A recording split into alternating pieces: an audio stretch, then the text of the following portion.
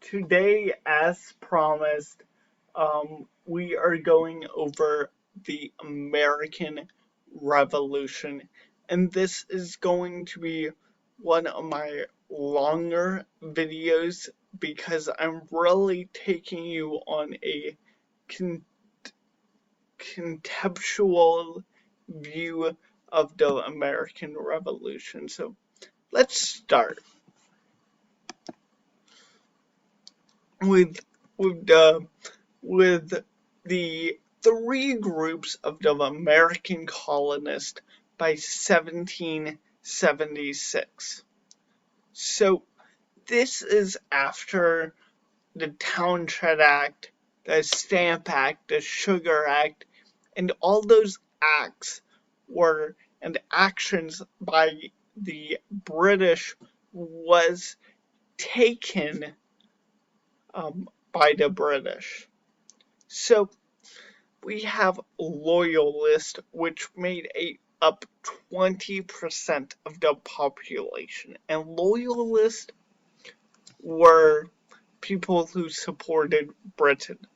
Patriots were the people who supported American independence. And that was 40%. And another 40% of the population of the colonists were neutral. So patriots supported independence from Britain. Loyalists wanted to remain British colonies, supported Britain, and neutral were undecided about which side to choose. So, quick review is how did we get to this point? So, let's go. So, by 1750, the American colonists were loyal British citizens with autonomous, self-governing colonial assemblies and a thriving trade connection with England. So they were happy when they first started out as colonies. So the turning point in this relationship came in the form of the French and Indian War from 1754 to 1763. And after the war, the first noticeable change was the policy of salutary neglect ended as Britain imposed greater political authority over the colonies, raised new taxes to pay off war debts, and refused to allow colonist representation in Parliament. So, no taxation without representation was founded here. And the huge bang was the Proclamation of 1763 restricting colonist actions west of the Appalachian Mountains. And then Stamp Act in 1765, and then Townshend Act, then the Boston Massacre, then the Boston Tea Party, then the Intolerable Acts. The colonists were getting super angry. Lexington and Concord. This is when the First Continental Congress and then the war started with Lexington and Concord, then the Revolutionary War. Paine's Common Sense and the Declaration of Independence. And then we were independent and happy. The American Revolution was inspired by Enlightenment. Enlightenment, people tried to apply the scientific approach to aspects of society, political scientists propose new ideas about government, philosophies advance the use of reason to discover truths, and philosophies address social issues through reason. So, John Locke proposed the theory of all men are born with natural rights and citizens can revolt from tyrannical governments. So that is something we use today in America. We are fond of that concept.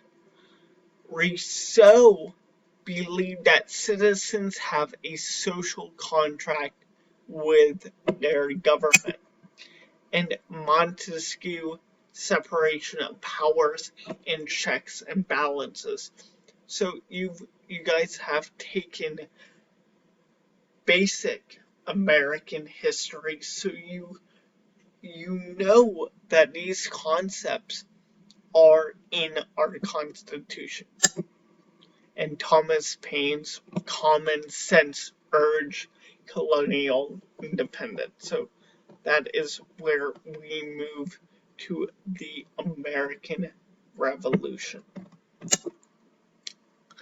By July 1776, how had colonial attitudes towards Great Britain changed? By July 1776, enough Americans were patriots that members of the Second Continental Congress formed a 5-man committee to draft a Declaration of Independence, and Thomas Jefferson was the principal author. It was based on the enlightened ideas of John Locke and explained why the colonists were rebelling. All men are born with natural rights of life, liberty, and property, and citizens can break their social contract with their government when their government becomes tyrannical. So they were intermixing these ideals. So John Locke, here is what he believed: life, liberty, and property. Governments and leaders only exist to protect these rights. That's the sole job of the government. And there is no such thing as absolute power. The state of nature for man and for people is freedom. That's why we're considered a freed country.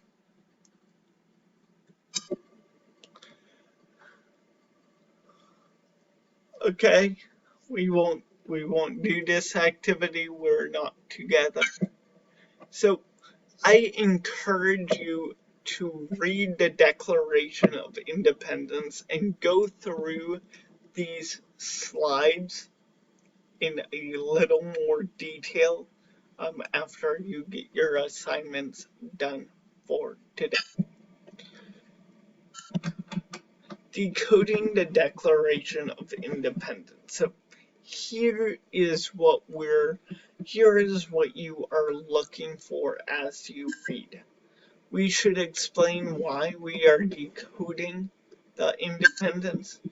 All people have natural rights. Government power comes from the people. If a government cannot protect people, then the people should create a new government that can. King George III has abused his power, so we need to remove him from power. These are the reasons we believe that the king has abused his power. We have explained to the king why we are unhappy, but he has ignored us and hurt us. Because of the king's abusive actions, we are declaring our independence as a new nation. So this was the framework behind the Declaration of Independence.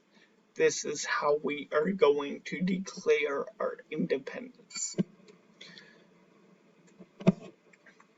Jefferson begins the Declaration by attempting to legally and philosophically justify the revolution that was already underway.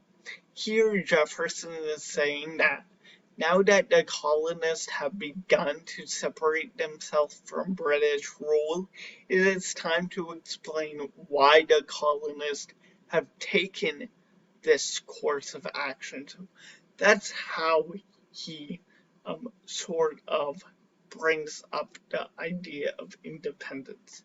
So, and then these passages reveal the influence of the English philosopher John Locke.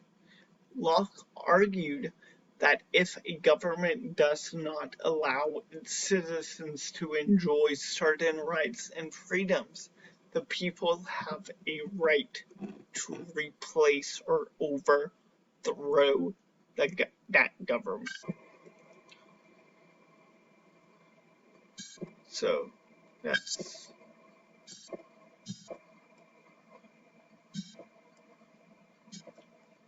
okay. So we won't watch these videos.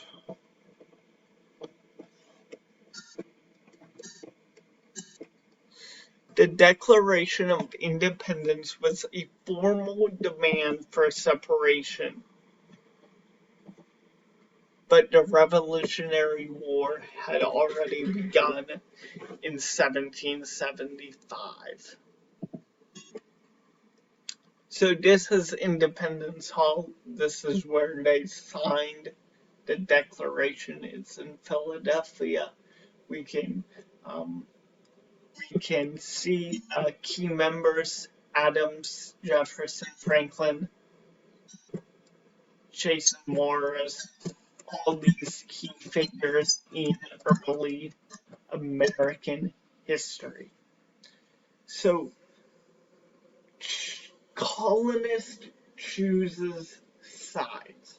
So, like I said at the beginning of this lecture, there was patriots and loyalists.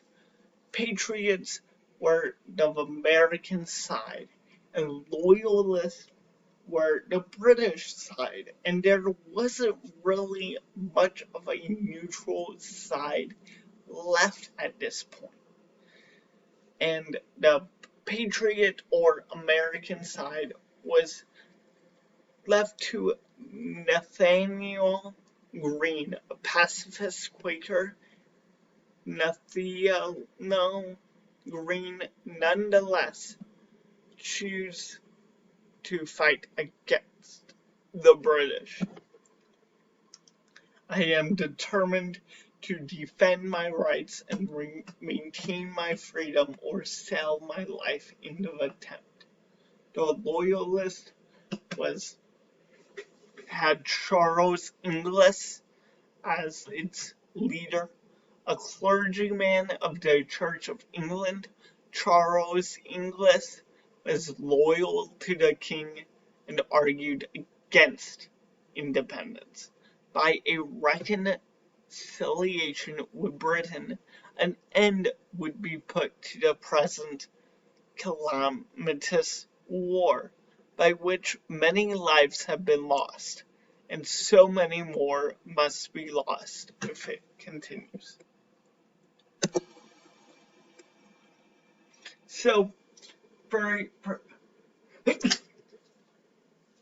for your assignment today, you are really going to be looking at this chart that's on Google Classroom and answering these questions. So I'm not going to spend a great deal on it because you are figuring it out for yourself. But look at this picture. And yeah. So when the war began, the British had a clear military advantage. 400% larger and more experienced army, more money, the world's most dominant navy, and manufacturing to make war supplies. But the American colonists had familiarity with the environment since the revolutionary was taking place in America, a commitment to win the war, they wanted their independence, short supply lines to their soldiers, a defensive strategy to outlast the British. Britain underestimated the colonial commitment to independence. To win, the English had to find and defeat the Continental Army. As leader of the Continental Army, George Washington was the symbol of the American cause. He had to build a professional army and coordinate the militias, encourage common citizens and volunteer soldiers to support the war, even when the British seemed destined to win during the early years of the Revolution. So, American military, Continental Army, colonial militias, and civilians. So, the Americans were determined to win this war in any means necessary. So the military leaders were adamant about enlisting everybody to fight the cause. So these are Minutemen ready at the drop of the hat to fight. General Washington and General Gage, differing military strategies. The Americans were to outlast the British. That was the main goal. Defend colonial land and drag out the war. The more time they fought, the tired the British would be. Guerrilla tactics, so not formal at all. And we made an alliance with France that was incredibly important. General Gage, divide and conquer, use loyalists, seize property, and encourage slave revolts, and split the northern and southern colonies, blockade ports to prevent trade. As long as Britain did not defeat the Continental Army, England could not win. That's why outlasting the British was crucial to Americans' strategy in the war.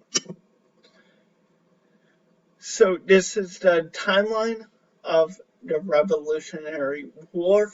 We are here, Lexington and Concord. We are about to begin the war. So let's go. The American Revolution began at Lexington and Concord. And here it is on the map. Massachusetts, right by Boston. British victories from 1776 to 1777 made an American victory look impossible. So Britain was dominating the colonists during the first part of the war, making it look impossible for them to win. British sieges and burning of New York in 1776. On Christmas Eve, 1776, Washington gave Americans hope by crossing the Delaware River and surprising British troops in Trenton, New Jersey. So the war was taking a turn for the hopeful. Crossing the Delaware en route to a surprise attack at Trenton and Princeton. So this picture, you've seen it before, and you will see it in history books, in classrooms, in governmental buildings, capitals, and stuff. This was a painting of George Washington with an American flag crossing the Delaware for a surprise attack at Trenton and Princeton, 1776. More paintings. From the beginning of the war, American diplomats led by Benjamin Franklin tried to form an alliance with the France that will become incredibly important. So in this picture, it was Benjamin Franklin at the court of Louis XVI. I don't know Roman numerals. The French government was willing, but needed to see that the Americans had a chance to win. The French agreed to join the American cause after the Battle of Saratoga in 1777, aka the turning point of the Revolutionary War. What I just said, turning point. After Saratoga, French General Lafayette helped train American troops while the French Navy helped to neutralize the British advantage on the high seas. And this will prove incredibly important during the Battle of Yorktown in a little bit. When French troops arriving in the spring of 1778, the tide of the war shifted in the favor of the Americans. So it looks like we are gonna get ahead of this. It looks like we might win. During the winter of 1777 through 78, Continental Army troops nearly starved at Valley Forge, Pennsylvania, but Washington and Lafayette inspired and trained the troops to continue to fight. That was a long, long winter at Valley Forge. Near starvation. Pictures of them falling, passing out, starving to death. From 1778 to 1781, both sides traded victories, but the war finally came to a conclusion at the Battle of Yorktown. So we're in Virginia, we're in the final stages of war. I told you how France's impact will greatly influence the Battle of Yorktown. So let's see what I mean. The Battle of Yorktown. By 1781, Washington trapped the army of British General Cornwallis between the Continental Army and the French Army. So the British troops were trapped in this small space. Let's see what happened. in this small space. And we have the Americans, we have the French surrounding the British, surrounding them, right? We have Americans, we have French, we have the British surrounded. General Cornwallis surrendered to Washington in 1781, ending the American Revolution. Cornwallis' surrender was a day the world turned upside down. The Treaty of Paris in 1783 ended the American Revolution.